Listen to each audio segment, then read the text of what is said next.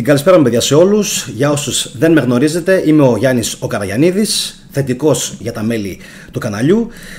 Την προηγούμενη εβδομάδα, βασικά πριν 2-3 μέρες, κάναμε ένα βίντεο σχετικά με κάποια μυστήρια σφαιρίδια τα οποία βρέθηκαν στην Παπούα Νέα Γουινέα και φαίνεται πως το μυστήριο εξακολουθεί. Θα σας δείξω λιγάκι μία φωτογραφία από αυτές τις σφαίρες, από τις 50 βασικά που βρήκε ο Άβι Λεπ. Είναι αυτή εδώ πέρα που φαίνεται τώρα στις οθόνες σας. Αυτή είναι η πρώτη η εικόνα την οποία θέλω σήμερα να σας δείξω.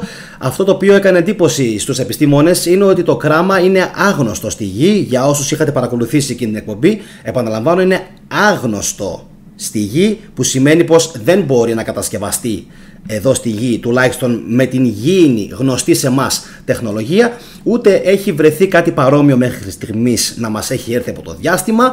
Οπότε καταλαβαίνετε ότι είναι πάρα πολύ μεγάλη η αμηχανία των επιστημόνων σχετικά με το τι ακριβώς είναι αυτά τα μυστήρια σφαιρίδια τα οποία βρέθηκαν στην Παπούα Νέα Γουινέα. Τώρα όμως βλέπουμε ότι το πράγμα συνεχίζεται, διότι σήμερα είχαμε αυτό που θα σας δείξω σε λιγάκι. Είχαμε μία ανέβρεση στην Αυστραλία, η οποία επίσης ξαναπροκάλεσε πανικό, θα έλεγα, στους επιστήμονες. Παπούα Νέα Γουινέα, Αυστραλία. Βλέπετε, είναι πάρα πολύ κοντά τα δύο, οπότε με συγχωρείτε, έχω εξαφανίσει και τον εαυτό μου. Λοιπόν, οπότε όπως καταλαβαίνετε είναι πάρα πολύ κοντά οι δύο οι τοποθεσίες. Λοιπόν, να κατεβάσω πάλι τη φωτογραφία. Είναι πάρα πολύ κοντά λοιπόν οι δύο οι τοποθεσίες. Εμένα προσωπικά μου κάνει πάρα πολύ μεγάλη εντύπωση και το ένα το έβριμα και το άλλο το έβριμα. Τώρα, το σημερινό το έβριμα είναι επίσης εντυπωσιακό, διότι πρόκειται για έναν γιγάντιο μεταλλικό κύλινδρο, ο οποίος ξεβράστηκε σε μια παραλία στην Δυτική Αυστραλία, προκαλώντας αμηχανία και μυστήριο. Διαβάζω από την εφημερίδα, μια είδηση που κάνει από το πρωί, παιδιά, τον γύρο του κόσμου. Το αντικείμενο βρέθηκε στο Greenhand, 250 χιλιόμετρα από το Perth στη Δυτική Αυστραλία, και θα μπορούσε να προέρχεται από έναν ινδικό διαστημικό πύραυλο, λένε οι ειδικοί, χωρίς ωστόσο να είναι σίγουροι. Αυτό το ότι προέρχεται μάλλον από έναν διαστημικό πύραυλο θα το δούμε σε λιγάκι. Λοιπόν, προχωράω. Ο τεράστιος κύλινδρος χάλκινου χρώματος αναφέρθηκε στην αστυνομία από κατοίκους της περιοχής την Κυριακή, αφού ξεβράστηκε σε μια παραλία. Ο κύλινδρος φαίνεται να έχει υποστεί σημαντικές ζημιές και βρέθηκε να γέρνει στο πλάι. Μέχρι εδώ, όπως καταλαβαίνετε, όλα ωραία, όλα καλά. Θυμηθείτε ότι στο προηγούμενο βίντεο που ανεβάσαμε, ο Άβι Λεπ αντιμετωπίστηκε από την κυβέρνηση και τις αρχές της Παπούα Νέα Γουινέας πάρα πολύ παράξενα. Άρχισαν να λένε ότι εμφανίστηκε τάχα μου με διαφορετική βίζα, με επαγγελματική βίζα, και έπρεπε να εμφανιστεί με επιστημονική και πρέπει τα ευρήματα να τα παραδώσει, γιατί η Παπούα Νέα Γουινέα χάνει κάποια πολύτιμα αντικείμενα. Και λες, όπα, τι γίνεται εδώ, κάτι παίζει. Πού ξέρουν αυτοί πως τα ευρήματα είναι τόσο σημαντικά? Λέω τώρα εγώ, αλλά έτσι είναι. Πού το ξέρουν? Και φυσικά έκαναν διάβημα, όπως καταλαβαίνετε, στις ΗΠΑ και παραπονέθηκαν για τον τρόπο που ο Άβι Λεπ χρησιμοποίησε την βίζα του, προκειμένου, καλός ή κακός, να μπει στη χώρα και φυσικά να διενεργήσει ενάλιες έρευνες, δηλαδή κάτω από τη θάλασσα, ενάλιες έρευνες, και από ό,τι φαίνεται η κυβέρνηση της Παπούα Νέα Γουινέας δυσαρεστήθηκε, ας το πούμε έτσι. Τώρα, θα δούμε σε λιγάκι, επειδή όπως σας είπα και πριν είναι πάρα πολύ κοντά αυτές οι δύο οι χώρες, έτσι, να δω λίγο αν μπορέσω να βρω ακόμα μια εικόνα, επειδή όπως πάντα η εκπομπή είναι ζωντανή. Εδώ. Οκ. Λοιπόν, βλέπετε την Αυστραλία και βλέπετε και την Νέα Γουινέα.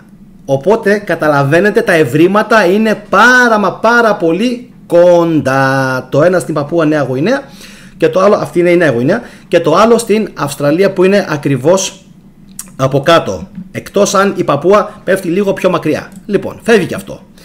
Πάμε να συνεχίσουμε. Λοιπόν, η αστυνομία επιβεβαίωσε ότι δεν πίστευε ότι το αντικείμενο προερχόταν από εμπορικό σκάφος. αλλά δεν ήταν σίγουρη για το τι ήταν και το αντιμετώπιζε ως επικίνδυνο. Αυτή την φρασούλα, καλησπέρα σε όλους παιδιά στο live chat, καλησπέρα παιδιά. Αυτή τη φρασούλα δεν ήταν σίγουρη για το τι ήταν, την κρατάμε στο πίσω μέρος του μυαλού μας και θα δούμε σε λιγάκι αν έχει κάποια συσχέτιση ή όχι με αυτά που έχουμε δει μέχρι στιγμής.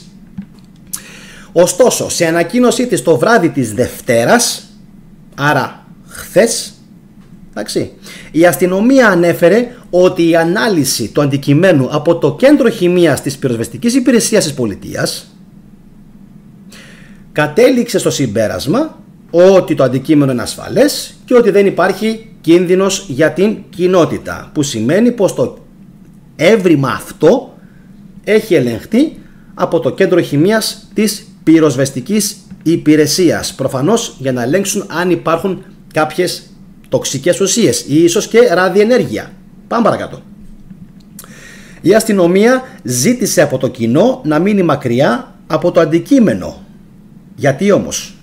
Προφανώς αυτό που έλεγα πριν λίγο. Φοβούνται μην υπάρχει ραδιενέργεια ή κάποια τοξικά κατάλοιπα. Το μέτρο αυτό ελήφθη, διαβάζω από την ανακοίνωση, για να διασφαλιστεί η διατήρηση πιθανών αποδεικτικών στοιχείων τίνος και να διευκολυνθεί η περαιτέρω εξέταση από εμπειρογνώμονες.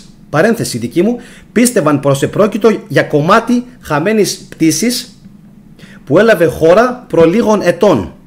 Είναι όμως έτσι?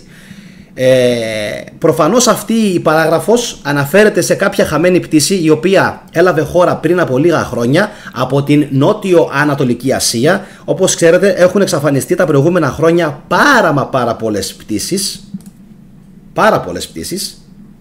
και κανείς δεν ξέρει πού ακριβώς έχουν καταλήξει αυτές οι πτήσεις. Είναι πραγματικά, πιστεύω, πάρα πολύ εντυπωσιακό και όλοι λίγο πολύ, γνώμη μου έτσι, θα έπρεπε να καθίσουν να σκεφτούν τι ακριβώς συμβαίνει με αυτές τις πτήσεις, πού πηγαίνουν, πού καταλήγουν, αν τυχόν συμβαίνουν διάφορα πειράματα τα οποία έχουν σχέση με κάποιες συχνότητες τις οποίες εμείς προφανώς δεν μπορούμε καν μέχρι στιγμής να αντιληφθούμε και να καταλάβουμε, ή ακόμα και με κάποιες τεχνολογίες οι οποίες είναι απλά πάρα πολύ φευγάτες για να τις ξέρει το κοινό, η δημόσια γνώμη και γνώση. Οπότε καταλαβαίνετε πως γενικά αποφεύγουν να συζητούν για αυτά τα θέματα. Πάρα πολύ παράξενο. Τώρα, μια μικρή δική μου παρένθεση είναι ότι σε αυτό ακριβώς το έβριμα το οποίο έγινε στην Αυστραλία, θα μπορούσαμε να πούμε ότι ταιριάζει και σε συνδυασμό με τις χαμένες πτήσεις με το Manifest, το οποίο όλος τυχαίως παίζει αυτή την εποχή στο Netflix και φυσικά πρωταγωνιστεί και η Αθηνά Καρκάνης, η όμορφη ξανθιά Ελληνίδα, έτσι. Λοιπόν, πάμε παρακάτω.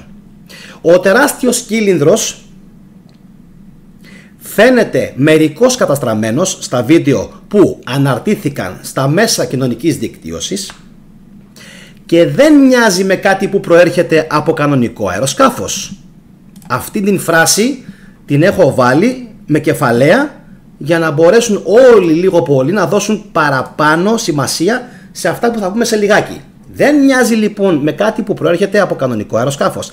Φαίνεται σαν να έχει αποκολληθεί από κάτι. Από τι όμως? Και αν δεν είναι από κανονικό αεροσκάφος, από τι είναι τότε? Όλα αυτά θα πρέπει προφανώς να βάλουν και εμένα, αλλά φυσικά και εσάς λιγάκι σε σκέψη με το τι ακριβώς θα μπορούσε να συμβαίνει, και με την ευκαιρία φυσικά να σας δείξω και ποιο είναι το έβριμα για το οποίο τόση ώρα συζητάμε. Είναι αυτό εδώ, παιδιά. Αυτό είναι το έβριμα, το οποίο ξεβράστηκε πριν από πολύ λίγες ημέρες βασικά τι πριν λίγες ημέρες, πριν από λίγες ώρες βασικά ξεβράστηκε στην Αυστραλία. Λοιπόν, εδώ, οπότε καταλαβαίνετε, ένα ο Άβι Λεπ, ο οποίος είπε ότι βρήκε πολύ παράξενα σφαιρίδια στην Παπούα Νέα Γουινέα, στον βυθό της θάλασσας, και έτρεξαν αμέσως όλοι φυσικά να τον εκράξουν. Βλέπουμε πως κάτι ενδεχομένως υπάρχει εδώ, κάτι. Γιατί επαναλαμβάνω, υπάρχει αυτή η δήλωση πως δεν μοιάζει να προέρχεται με κάτι που υπάρχει σε κανονικό αεροσκάφος και φαίνεται σαν να έχει αποκολληθεί από κάτι. Από τι όμως? Και αν δεν είναι κανονικό αεροσκάφος, από τι είναι? Είναι πύραυλος? Είναι κομμάτι πυράβλου? Λοιπόν, συνεχίζουμε. Μήπως αποκολλήθηκε από τον διαστρικό μετεωρίτη που έπεσε στην Παππούα Νέα Γουινέα πριν από λίγα χρόνια, που είναι αρκετά κοντά στην Αυστραλία? Είναι η δική μου η ερώτηση. Όπως ξέρετε, για όσους δεν είχατε μπει στην προηγούμενη εκπομπή που κάναμε, επαναλαμβάνω, για όσους δεν μπήκατε στο προηγούμενο το βίντεο, οι 50 σφαίρες προέρχονται από μετεωρίτες, 2 διαστρικούς μετεωρίτες. Για ποιο λόγο είναι τόσο σημαντικό το έβριμα? Προσέξτε την λέξη διαστρικούς. Αυτοί οι μετεωρίτες λέγονται interstellar, εντάξει, διότι είναι διαστρικοί. Δεν είναι δηλαδή από την δικιά μας τη γειτονιά. Γι' αυτό και είναι πάρα πολύ σημαντικά τα ευρήματα και πάρα πολλοί κόσμος τα έχει, πώς να το πω, δεν τα πήρε στα σοβαρά. Και καμιά φορά κάθομαι και σκέφτομαι και λέω, είναι δυνατόν να μην παίρνεις στα σοβαρά τέτοια ευρήματα? Τώρα σοβαρά. Έρχεται μια ερευνητική ομάδα και σου λέει ότι αυτά τα σφαιρίδια, άσε που μας κυνήγησαν όταν τα βρήκαμε, αυτό είναι έτερον εκάτερον, αυτά τα σφαιρίδια είναι από την άλλη άκρη του κόσμου, έξω από τον δικό μας γαλαξία, παιδιά, έξω από τον δικό μας γαλαξία, και έχουν μια τεχνολογία η οποία δεν έχει συναντηθεί μέχρι σήμερα, και όπως καταλαβαίνετε δεν δίνουν σημασία οι επιστήμονες σε τόσο σημαντικό έβριμα. Και η ερώτησή μου φυσικά είναι γιατί. Το είχα πει και στην προηγούμενη εκπομπή, γιατί φυσικά θα χαλάσει το αφήγημα. Οπότε μήπως και αυτό το έβριμα δεν είναι ανθρώπινο? Μήπως αυτό το έβριμα είναι από τον μετεωρίτη? Μήπως αυτό το έβριμα είναι της ίδιας τεχνολογίας με τα σφαιρίδια, άρα είναι αγνώστου ταυτότητας και προέρχεται από έναν άλλον πολιτισμό, ο οποίος είναι άγνωστος στους ανθρώπους? Περιμένω σε αυτό πάνω τουλάχιστον τη γνώμη σας. Λοιπόν, και συνεχίζουμε. Εκπρόσωπος της Αυστραλιανής Διαστημικής Υπηρεσίας δήλωσε ότι διεξάγονται έρευνες σχετικά με το αντικείμενο. Η υπηρεσία εργάζεται για να επιβεβαιώσει εάν το αντικείμενο θα μπορούσε να είναι μέρος ενός ξένου διαστημικού οχήματος, όπου ξένου προφανώς άλλης χώρας εννοεί, όχι εξωγήινου, εννοείται, σιγά μην κάνετε τις δηλώσεις, και βρίσκεται σε επαφή με παγκόσμιους ομολόγους της που μπορεί να είναι σε θέση να παράσχουν πληροφορίες σχετικά με το αντικείμενο. Καθώς η προέλευση του αντικειμένου είναι άγνωστη, η κοινότητα θα πρέπει να αποφύγει το χειρισμό ή την προσπάθεια μετακίνησης του αντικειμένου, επεσήμανε. Συνεχίζουμε. Η Dr. Alice Gorman, ειδικός στον τομέα της διαστημικής αρχαιολογίας, δήλωσε ότι πιστεύει πως το αντικείμενο είναι φιάλι καυσίμου που προέρχεται από το τρίτο στάδιο του πυράβλου εκτόξευσης δορυφόρων της Ινδίας, όπως πολλοί έχουν ισχυριστεί στα μέσα κοινωνικής δικτύωσης. Μας λέει λοιπόν η Dr. Alice Gorman ότι το εν λόγω έβριμα είναι ινδικής προέλευσης και μάλιστα ξέρει κιόλας η ανωτέρω ότι έχει σχέση με το τρίτο στάδιο εκτόξευσης που παρατηρούμε στους πυράβλους. Πιο πάνω όμως, τι είχαμε διαβάσει, δεν μοιάζει με κάτι που προέρχεται από κανονικό αεροσκάφος.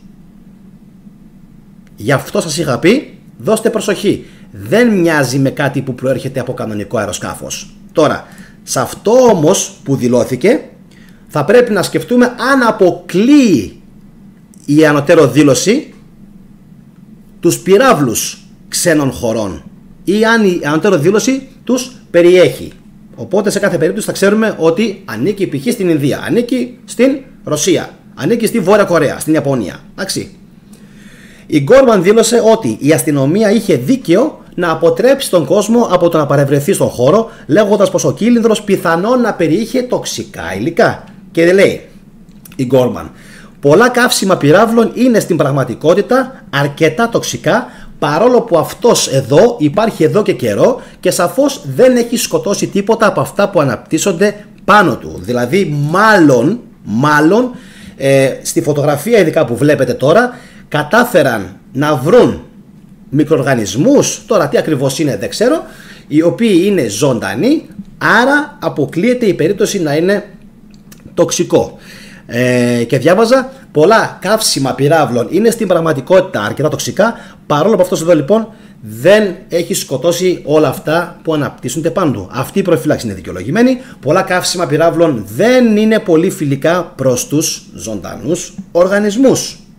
Η Γκόρμαν δήλωσε επίσης ότι πιστεύει πως ο κύλινδρος πιθανότατα έπεσε από μια εκτόξευση την τελευταία δεκαετία και πως το επόμενο βήμα περιλαμβάνει τον εντοπισμό της πραγματικής του προέλευσης και την επιστροφή του στην αρχική χώρα προέλευσής του σύμφωνα με τη συνθήκη του ΟΗΕ για το διάστημα. Θα ήθελα να δω πώς θα επιστρέψουν το έβριμα αν τυχόν ο πύραυλος προέρχεται από τίποτα ανουνάκι. Θα ήθελα εκεί να δω τι θα κάνουν. Λοιπόν, αυτά και αυτά. Ένα και ένα μας κάνουν δύο. Έχουμε λοιπόν το έβριμα στην Παππούα Νέα Γουινέα, το οποίο σας έδειξα πριν από λίγο. Για όσους έχετε συνδεθεί τώρα μόλις στην εκπομπή, θα σας πρότεινα να το παρακολουθήσετε το βίντεο από την αρχή. Για όσους δεν το έχετε παρακολουθήσει, εδώ είναι ακόμα μια εικόνα από τα μυστήρια σφαιρίδια που βρέθηκαν στην Παππούα Νέα Γουινέα, που το κράμα τους είναι αγνώστου προελεύσεως, όπως σας είπα και στην αρχή. Αν μπορώ καλά να θυμηθώ, αποτελείται από μαγνήσιο, από τιτάνιο και από ακόμα ένα υλικό, αλλά δεν περιέχει καθόλου νικέλιο, γεγονός που προκάλεσε την έκπληξη των επιστημόνων. Και ένα ακόμα δεύτερο που μπορώ να θυμηθώ είναι η τεράστια ταχύτητα με την οποία μπήκε ο μετεωρίτης στη γη, άνω των 100.000 μιλίων θυμάμαι σίγουρα, άνω των 100.000 μιλίων. Οπότε καταλαβαίνετε πως πρόκειται για ένα έβριμα το οποίο ενδεχομένως θα μας απασχολήσει και στο μέλλον. Εσείς προς το παρόν συγκρατήστε αυτές τις δύο τις πληροφορίες. Ένα, αυτό το έβριμα το οποίο είναι ξεβρασμένο σε ακτή της Αυστραλίας, και ένα δεύτερο, το έβριμα το οποίο είχαμε στην Παππούα Νέα Γουινέα, τα 50 σφαιρίδια που βρέθηκαν μετά την πτώση μετεωρίτη. Γιατί κάποιοι είπαν ότι και ακόμα μετά από την πτώση μετεωρίτη δημιουργούνται αυτά ένεκα της υψηλής θερμοκρασίας που δημιουργείται κατά την πρόσκρουση στη γη, δηλαδή καύση του υλικού του μετεωρίτη, και στη συνέχεια λόγω της ατμόσφαιρας και στη συνέχεια με την πρόσκρουση δημιουργούνται αυτά τα κράματα. Θα μπορούσαμε να πούμε πως είναι έτσι, θα μπορούσαμε όμως να ισχυριστούμε πως ίσως να συμβαίνει και κάτι άλλο. Οπότε εσείς συγκρατείτε αυτές τις δύο περιοχές γεωγραφικά στο μυαλό σας και εμείς εδώ θα είμαστε φυσικά προκειμένου να τα αναλύσουμε στο μέλλον, αν και εφόσον εμφανιστούν νεότερα στοιχεία που θα απασχολήσουν φυσικά τις ειδήσεις αλλά και την κοινή γνώμη. Τώρα, πριν κλείσω να σας πω να κάνετε παιδιά εγγραφή όσοι με βλέπετε πρώτη φορά και σας αρέσουν τα θέματα αυτά, και φυσικά δεύτερον να κάνετε like στη σημερινή εκπομπή, πρώτον αν σας άρεσε και δεύτερον αν θα θέλατε να την δουν περισσότερα άτομα. Πριν κλείσω, γιατί κάθε φορά το ξεχνάω, θα ήθελα να πω ένα πολύ μεγάλο ευχαριστώ στα μέλη του καναλιού, τα οποία είναι 17 και είναι χάλκινοι πολεμιστές, ασημένοι υπότες και μία η οποία είναι χρυσή υπασπίστρια, στον Ace, τον Στέφανο Τσιούρη, είχα πάρα πολύ καιρό διάθεση να το κάνω παιδιά, sorry, αλλά σήμερα πρέπει να το κάνω, τον Άλεξ Καραγιαννίδη, τον Δημήτριο Μαλαχία, ελπίζω να το διαβάζω καλά, η Εκάτη που σας είπα και πριν, η Κωνσταντίνα, η οποία είναι χρυσή υπασπίστρια, μία και μοναδική στο κανάλι, να σε καλά Κωνσταντίνα, Κος Άστραλ, ο Διόδωρος Ινίοχος Γλαυκίδης, ο Ξενοφών Χαραλαμπίδης, η Έλενα Σταθοπούλου, ο Λοΐζος Λοΐζου, ο Λεωνίδας Ντρογκάρης, Τέκα Ρίσκ, ο Λέος Αμιώτης, χαιρετισμούς στο Λονδίνο, στην Αγγλία, Κρίς Αντωνίου, Νίκος Παπαδόπουλος, Αριστίδης Μουρμούρας και Κέπτεν Νίμο Wolves Philosoph. Και επίσης πριν κλείσω, ένα πολύ μεγάλο ευχαριστώ στα παιδιά Και επίσης ένα πολύ μεγάλο ευχαριστώ θα ήθελα να πω στον Τρίφωνα τον Πλίανθο, ο οποίος κάθε φορά, σε κάθε βίντεο, σε κάθε βίντεο θα γράψει σχόλιο με το πόσα like έχει μετρήσει μέχρι στιγμής ο αλγόριθμος εκείνη τη στιγμή. Οπότε να είσαι καλά, Τρίφωνα, ευχαριστώ πολύ.